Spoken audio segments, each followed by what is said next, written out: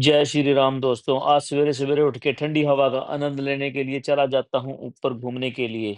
जाते ही छत पर एक ऐसा नज़ारा दिखता है जिसको मैंने कैमरे में रिकॉर्ड कर लिया है। आप भी देखो एक प्रधानमंत्री कैसे अपनी कुर्सी सँभाल कर बैठा हुआ था। इतना सुकून इसको आज तक कभी नहीं मिला, ऐसा प्रतीत हो रहा था मुझे तो। राजा अपने देश पर पूरी नज़र बनाए हुए था, कोई क्या कर रहा है। राजा को उसके हाल पर छोड़कर और आधा पौना घंटा घूमने के बाद मैं अब आ जाता हूँ नीचे। सबसे पहले नीचे आके घड़े में से 2 गिलास पानी के पीता हूँ। चिराग सर भी नहा धो के लग जाते हैं अपना नाश्ता कंप्लीट करने के बाद चिराग सर आ जाते हैं रूम में और हमारे पैरों को हाथ लगा के और हमसे आशीर्वाद लेके चल देते हैं अपने कॉलेज में। चिराग सर के कॉलेज जाते ही मैं भी लग जाता हूँ मैडम का शुगर चेक करने में। मैडम का शुगर चेक करता हूँ, मैडम का शुगर आज सही आता है। जब तक मैं मैडम का शुगर चेक नहीं कर लेता तब तक मैडम की धड़कनें पूरी तेज रहती है, क्योंकि उनको पता है अगर शुगर हाई आया तो ये मेरे को कुछ ना कुछ जरूर बोलेंगे। मैं भी मैडम को सुनाने के लिए मन में लेके बैठा था कि अगर इसका शुगर हाई आया तो आज मैं इसको ये सुनाऊंगा, आज ये सुनाऊंगा। लेकिन मैडम का शुगर नॉर्मल आता है जिसके कारण मैडम बच जाती हैं। अब मैडम का शुगर टेस्ट करने के बाद मैं चला जाता हूँ अपनी शेविंग करने के लिए। शेविंग करने के बाद नहाने के लिए चला जाता हूँ। नहाने के बाद अब सूर्य देवता को जल देने चला जाता हूँ। सूर्य देवता को जल देने के बाद जैसे ही मैं नीचे आता हूँ वैसे ही गेट की घंटी बज जाती है और मैडम जी चली जाती हैं दूध लेने के लिए। मैं भी अपना लुटिया तैयार कर लेता हूँ और चला जाता हूँ नग्गर खेड़े के मंदिर में 11 नंबर की बस पकड़कर। 5 मिनट के बाद पहुंच जाता हूँ नग्गर खेड़े के मंदिर में और नग्गर खेड़े को जल चढ़ाता हूँ। नग्गर खेड़े को जल चढ़ाने के बाद सबके भविष्य की मंगल कामना करता हूँ। सबके भविष्य की मंगल कामना करने के बाद अब पीपल देवता को जल चढ़ाता हूँ।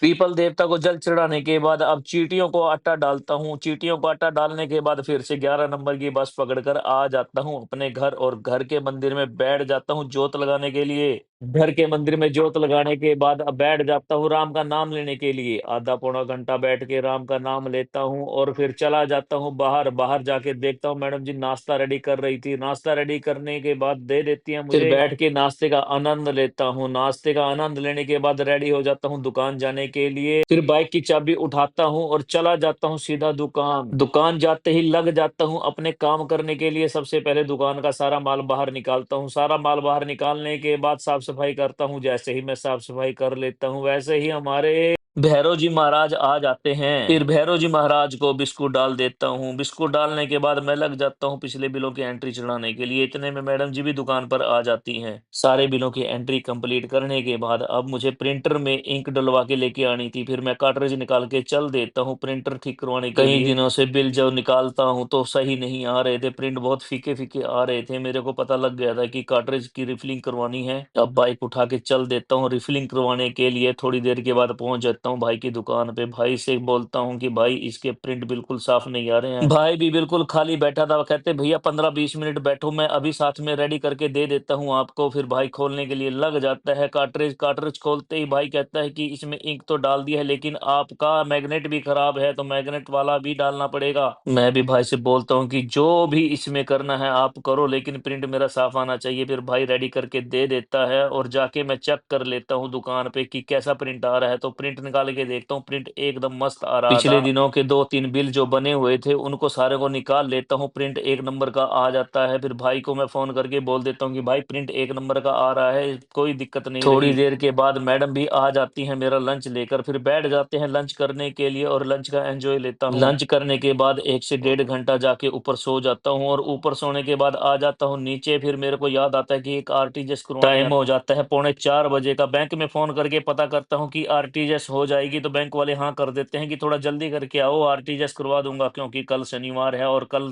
सेकंड सैटरडे के कारण बैंक की भी छुट्टी थी, इसलिए मेरे को आज ही आरटीजीएस जरूरी करवानी होती है। आरटीजीएस करवाने के बाद अब मैं चला जाता हूँ सेक्टर 12 के आहूजा स्वीट हाउस पे। वहां से जाके समोसे लेता हूँ। समोसे लेने के बाद अब चल देता हूँ दुकान पे। दुकान पे जाने के बाद हम तीनों लग जाते हैं समोसे खाने में। समोसे खाने के बाद थोड़ी देर बाद हमारा माल आ जाता है। फिर माल को खोलने में लग जाते हैं क्योंकि हमने गांठे पैक करवानी थी, बहुत ज्यादा लेट हो गए थे। माल को बाहर उतरवा देते हैं और लग जाते हैं मैं और चिराग सर फोल्ड करने में। हमारे चिराग सर को फोल्ड नहीं करनी आती तो उसको बताता हूँ कि ऐसे-ऐसे करके फ़ोल्ड करनी है, तो चिराग सर लग जाते हैं। टाइम ज़्यादा हो रहा था तो मैं चिराग सर को बोलता हूँ कि आपके बस की बात नहीं है, आप मम्मी को भेजो, तो उसकी मम्मी आ जाती है फ़ोल्ड करवाने में, फिर हम लग जाते हैं। 8 बोरे होते हैं जो सारे खोलने होते हैं, तो आठों के 8 बोरे हम खोल देते हैं। सारा माल पैक करवाने के बाद अब मैं लग जाता हूँ बिल बनाने में। बिल बनाने के बाद मैं रिक्शा वाले को फ़ोन लगाता हूँ, तो रिक्शा वाला आ जाता है। रिक्शा वाला बोलता है कि भैया 8 बज गए, अब ट्रांसपोर्ट वाला माल नहीं लेगा, आप कृपया ये गांठें अंदर करवा लो, मैं सुबह लेके चला जाऊँगा। तो वो रिक्शा वाला अंदर कर देता है गांठें और मैं भी दुकान बढ़ा के चला जाता हूँ घर। इसी के साथ आज का व्लॉग यहीं समाप्त करता हूँ। सारे बहन भाइयों की मंगल कामना के साथ सुनील भाई की आप सबको राम राम।